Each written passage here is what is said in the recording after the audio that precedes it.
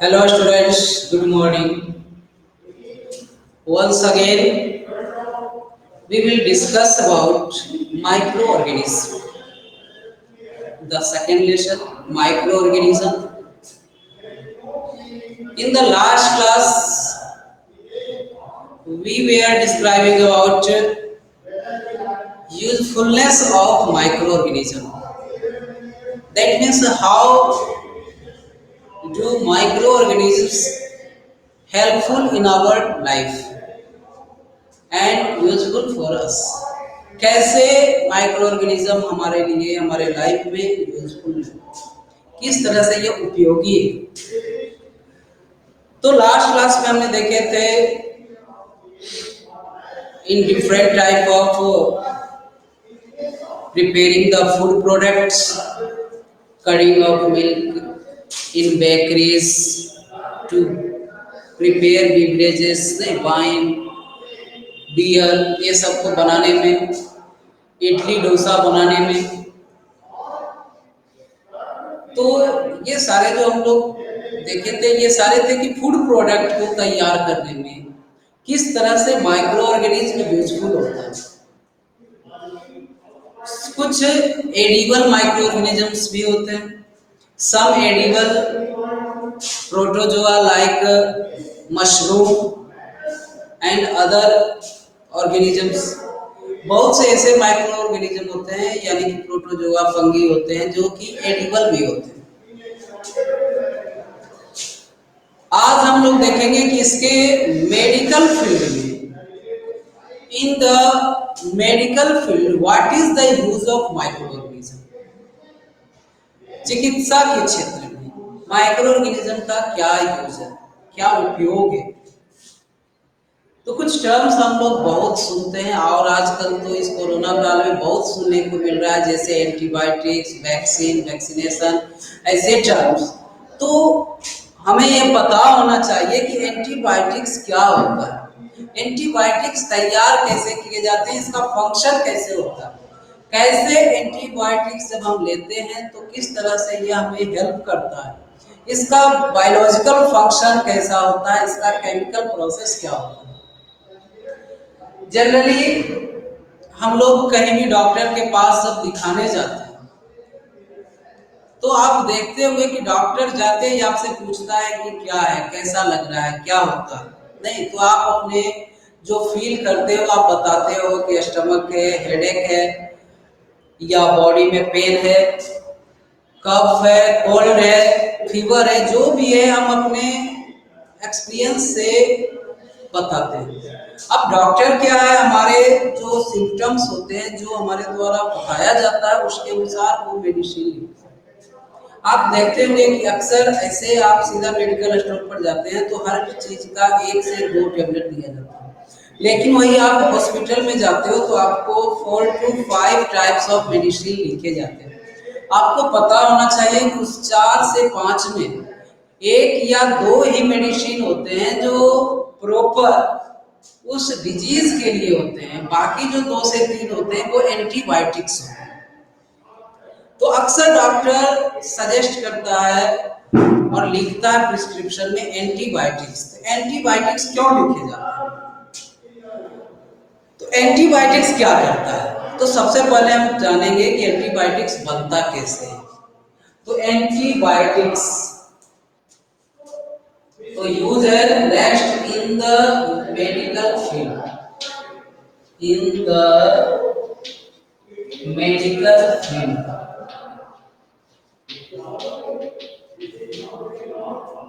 Medical field में micro organism का use किस चीज में, एंटीबायोटिक्स बनाने, in the preparation of antibiotics. Streptomyces bacteria, ध्यान रखिए, द स्ट्रेप्टोमाइसिस बैक्टीरिया का नाम। स्ट्रेप्टोमाइसिस बैक्टीरिया जो है का यूज किया जाता है मेक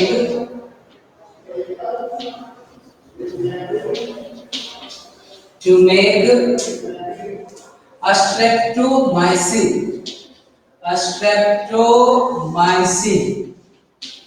and tetracycline.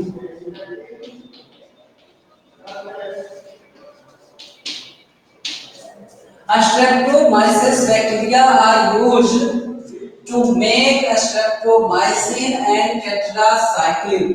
स्ट्रेप्टोमाइसिन और टेट्रासाइक्लिन के प्रिपरेशन के लिए कौन सा बैक्टीरिया यूज करते हैं? स्ट्रेप्टोमाइसिस। याद रखना है, क्वेश्चन आएंगे, आपको ऑब्जेक्टिव पूछे जाएंगे कि name the bacteria are used to prepare streptomycin antibiotics और टेट्रासाइक्लिन एंटीबायोटिक्स। स्ट्रेप्टोमाइसिन एंटीबायोटिक्स बनाने के लिए या टेट्रासाइक्लिन एंटीबायोटिक्स बनाने के लिए किस बैक्टीरिया का यूज किया जाता है? तो क्या है? स्ट्रेप्टोमाइस। कौन सा बैक्टीरिया? स्ट्रेप्टोमाइस। इसके अलावा आप बी कॉम्प्लेक्स टैबलेट, विटामिन, अभी बहुत ज्यादा चल रहा है, vitamin B complex, vitamin B complex are also made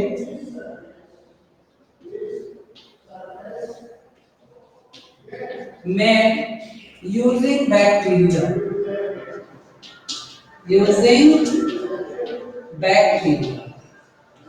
अब किस बैक्टीरिया का तो नाम आपको देने की जरूरत नहीं है। तो विटामिन बी कॉम्प्लेक्स टैबलेट जो होता है उसका भी प्रिपरेशन बैक्टीरिया का यूज करके बनाया जाता है। एक फंगस होता है पेनिसिलियम, याद रखेंगे,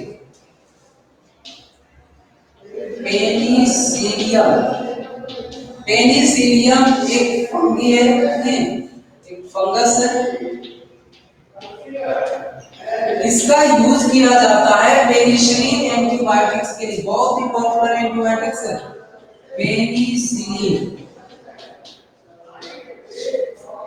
पेनिसिलियम माइक्रोऑर्गेनिज्म यानी फंगस का यूज करते हैं penicillin bacteria. The first antibiotics is penicillin. सबसे पहला जो एंटीबायोटिक्स बना है वो है पेनिसिलिन, और यह पेनिसिलियम नाम के फंगस के यूज से बना है। एंटीबायोटिक्स क्या करता है? Antibiotics increase the immunity of body. It helps to fight against the infection and against the disease. It helps us to fight against the disease and infection. यह बीमारी से लड़ने या इन्फेक्शन से लड़ने में हेल्प करता है। ये क्या करता है कि हमारा जो एंटीबॉडीज प्रोडक्शन एबिलिटी है उसे बढ़ा देता है। तो एंटीबायोटिक्स हेल्पफुल किस प्रकार से होता है? यह किसी भी डिजीज के खिलाफ या इन्फेक्शन के खिलाफ या माइक्रो ऑर्गेनिज्म के खिलाफ लड़ने की जो एबिलिटी है उस एबिलिटी को इंक्रीज करता है। तो ये थे एंटीबायोटिक्स। एक बार फिर से देखेंगे। Streptomyces bacteria are used to make streptomycin and tetracycline antibiotics. ये दोनों एंटीबायोटिक्स के नेम में ध्यान रखोगे, antibiotics. Vitamin B complex tablets are made also by using bacteria. Penicillin antibiotics, ये एंटीबायोटिक्स है। It is prepared by using penicillium. Penicillium is the name of a particular fungus which is used to prepare penicillin. Penicillin को तैयार किया जाता है Penicillium से।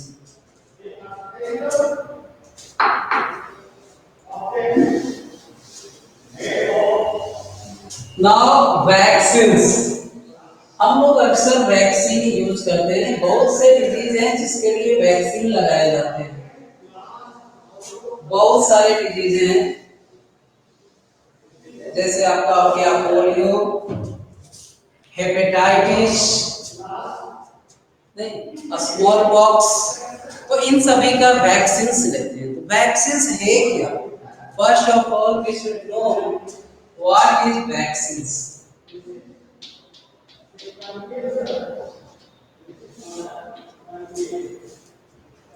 A natural defense system or natural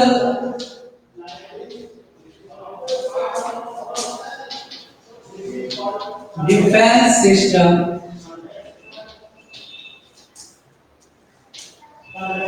of body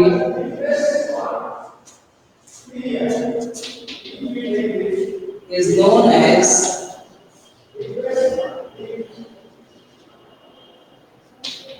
immunity system.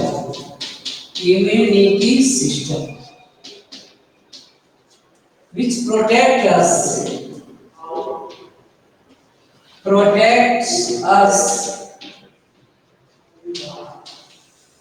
from several diseases. From several diseases.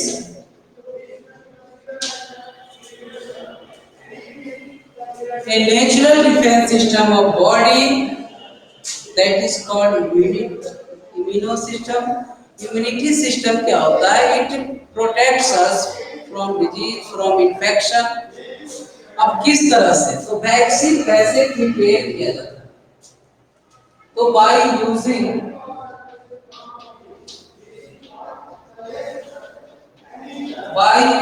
dead and weakened microorganisms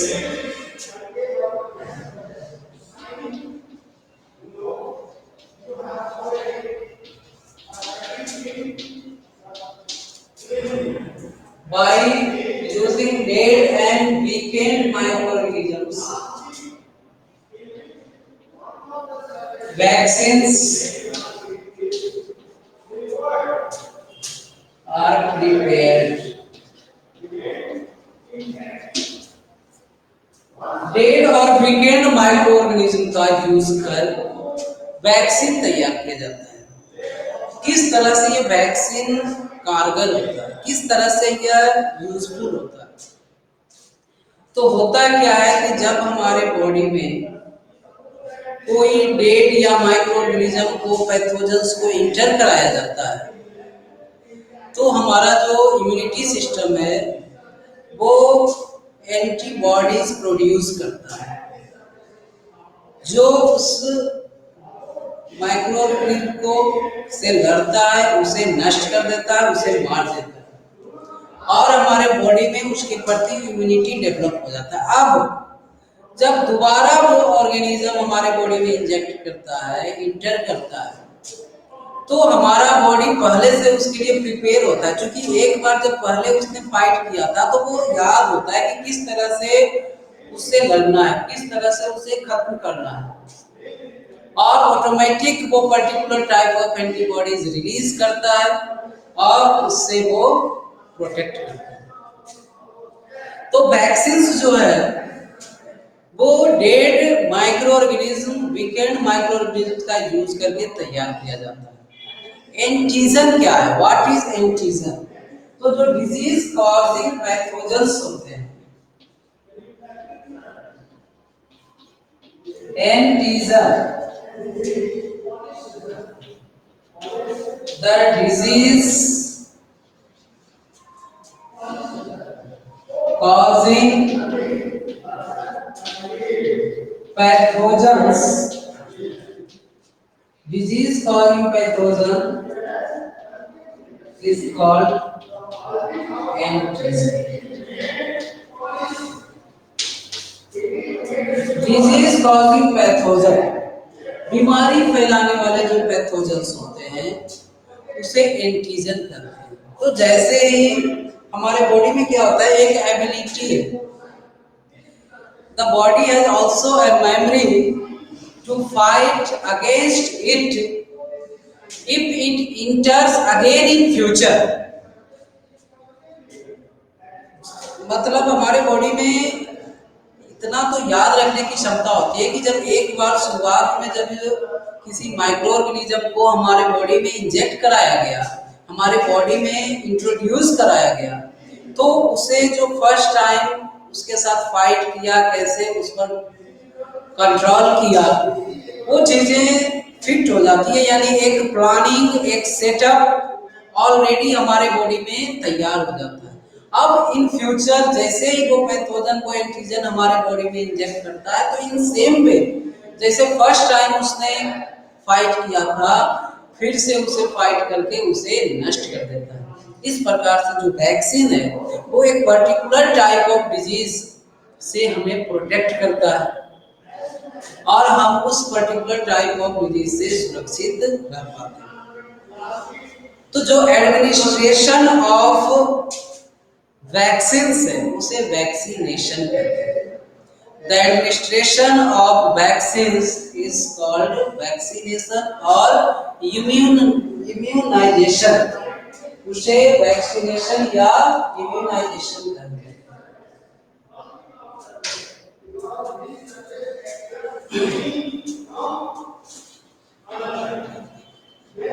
vaccination और immunisation.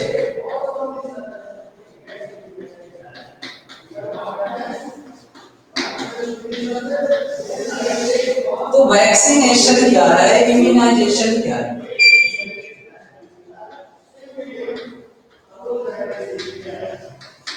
The administration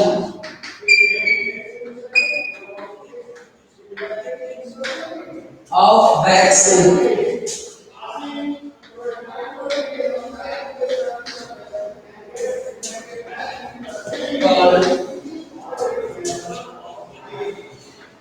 vaccination.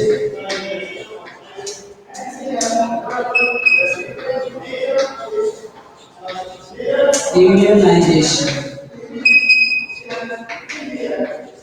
Administration of vaccines called vaccination और immunization। किस तरह से vaccine को पहले तैयार किया जाता है, इसके लिए माइक्रो ऑर्गेनिज्म को, dead and decade micro organism को हमारे बॉडी में, किसी हेल्दी बॉडी में इंट्रोड्यूस कराया जाता है। Then our body, then our immuno system produces particular specific antibodies to fight against it and kills them, उससे लड़ता है और उसे मार देता है। अब in future when the microorganism enters in our body, then the antibodies prepared already to fight against it and to kills them, उसे नष्ट करने के लिए, उससे लड़ने के लिए वो पहले से प्रिपेयर होता है। and that is why vaccines are helpful, vaccines are useful, it is successful to control on the disease. Smallpox,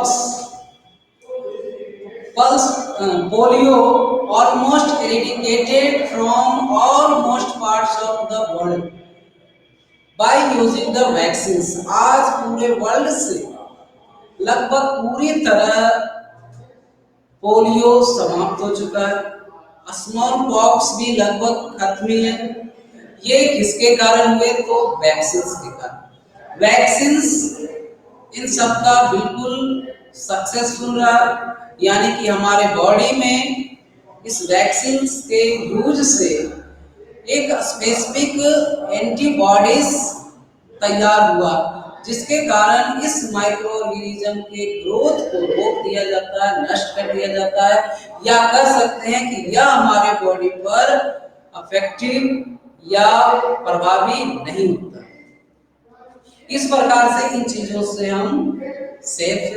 आज के टाइम में हम देख सकते हैं कि ये जो कोविड-19 है, इसका जो वायरस है किस तरह से यह बहुत ही डेंजरस रूप ले रखा है, किस तरह से यह बहुत ही भयावह कंडीशन उत्पन्न कर चुका है, क्योंकि इसके लिए अभी तक उस तरह का बिल्कुल particular type of micro organism, weekend organism अभी तक नहीं पॉसिबल हुआ है कि ग्रोथ को रोक सके, ऐसा एंटीबॉडीज हमारे बॉडी में तैयार कर सके जो इस वायरस के अगेंस्ट पूरी तरह 100% सक्सेसफुल।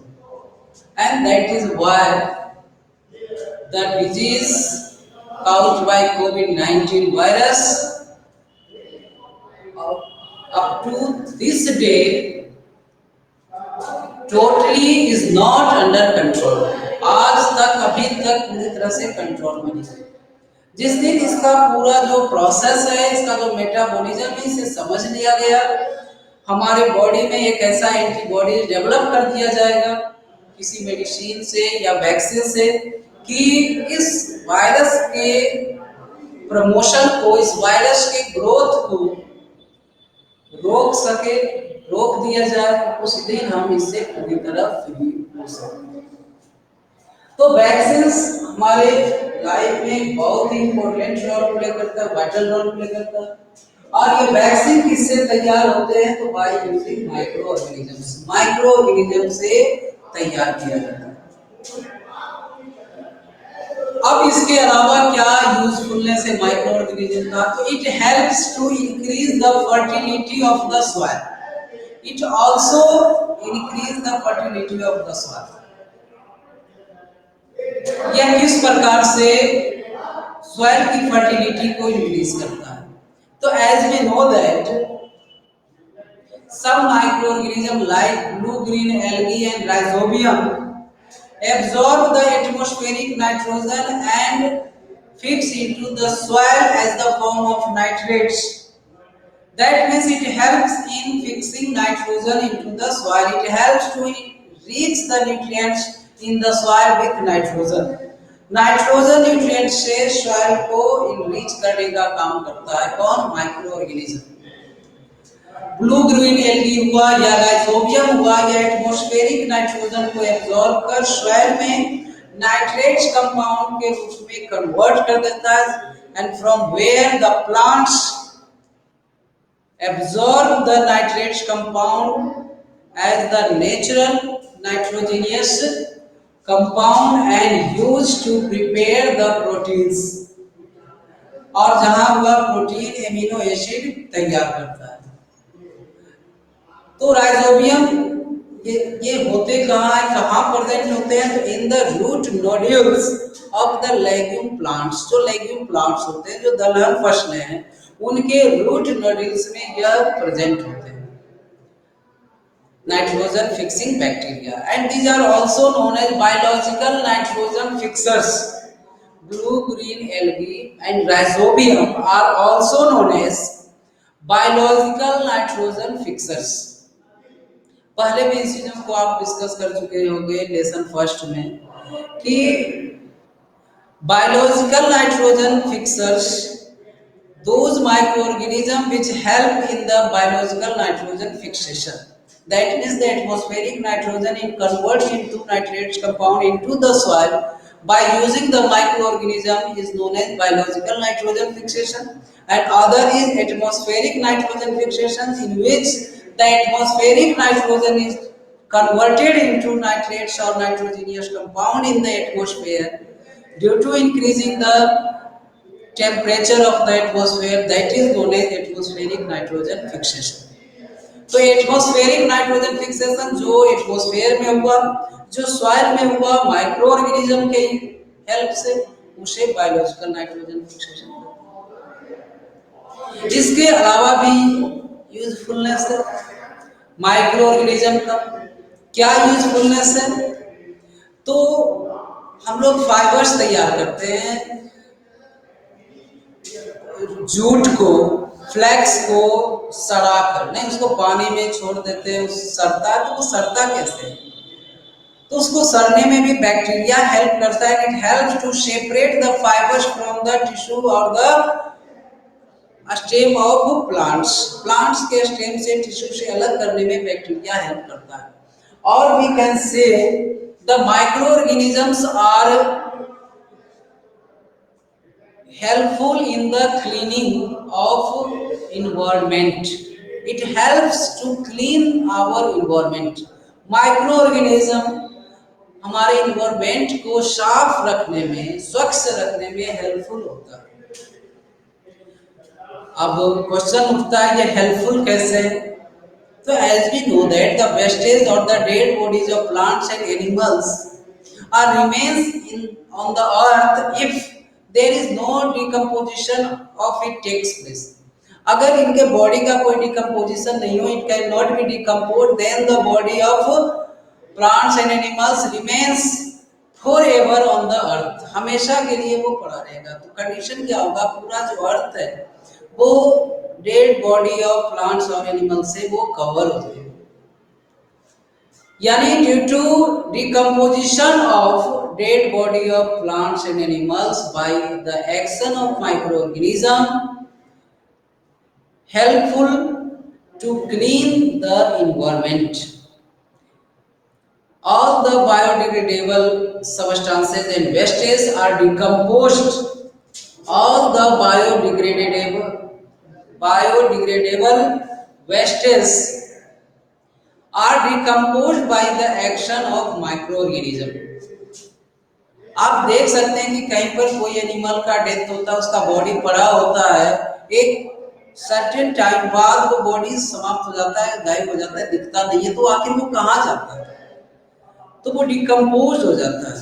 किसके कारण डिकम्पोज होता है, कौन करता है, कैसे होता है? तो वो माइक्रो ऑर्गेनिज्म उसे डिकम्पोज करने में हेल्प करता है।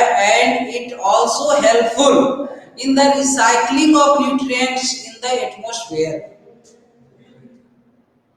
The cause, the responsible thing are microorganism which recycling the nutrients in the atmosphere। ये एटमॉस्फेयर में, हमारे एनवायरमेंट में न्यूट्रिएंट्स का जो रिसाइकलिंग होता है वो माइक्रो ऑर्गेनिज्म के कारण होता है। यानी कि कोई भी एनिमल्स हो या प्लांट्स हो, वो न्यूट्रिएंट्स एब्जॉर्ब करता है। वो न्यूट्रिएंट्स उसके मरने के बाद फिर से वो डिस्ट्रॉय होकर कुछ अर्थ में, कुछ एटमॉस्फेयर में मिक्स हो जाता है। फिर से जब न्यू ऑर्गेनिज्म डेवलप होता है, फिर से वो यूटिलाइजेशन ऑफ न्यूट्रिएंट्स करता है, न्यूट्रिएंट्स का यूज करता है, फिर से वो डेवलप होता है, ग्रोथ करता है, एक्टिविटीज करता है। After the death of it against the nutrients mix in the atmosphere. तो इस तरह से सेम अमाउंट ऑफ न्यूट्रिएंट्स जो है रिसाइकल होता रहता है और यह लाइफ साइकिल चलता रहता है। That means it help to maintain the life cycle. तो आज के लिए इतना काफी है। लगभग use of micro organism complete होने वाला, एक क्लास हम और लेंगे यूजफुलनेस ऑफ माइक्रो ऑर्गेनिज्म, जिसमें कि हम लोग एक बार और डिस्कस करेंगे कि माइक्रो ऑर्गेनिज्म का हमारे लाइफ में या हमारे लिए एटमॉस्फेयर के लिए क्या यूज है।